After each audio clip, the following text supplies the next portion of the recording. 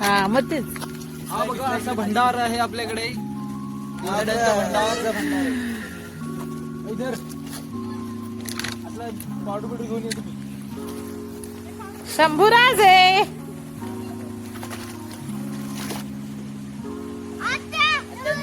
चला चला चला गोधड्या धुवायला.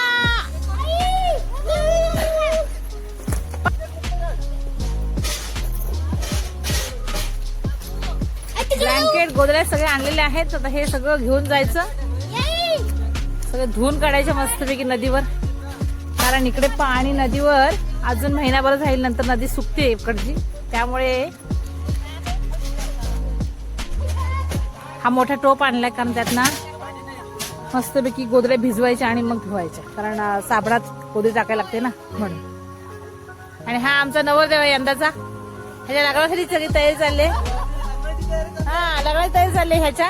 कारण आता फेब्रुवारी मध्ये लग्न आहे, तर आधी गोधड्यावर धुवून घेतो. ह्या कौस्तुभने आणल्यात महाडवरून गोधड्या. आणि कौस्तुभने माझ्याही डोक्यावर बोचकं दिलेलं आहे गोधड्यांचं.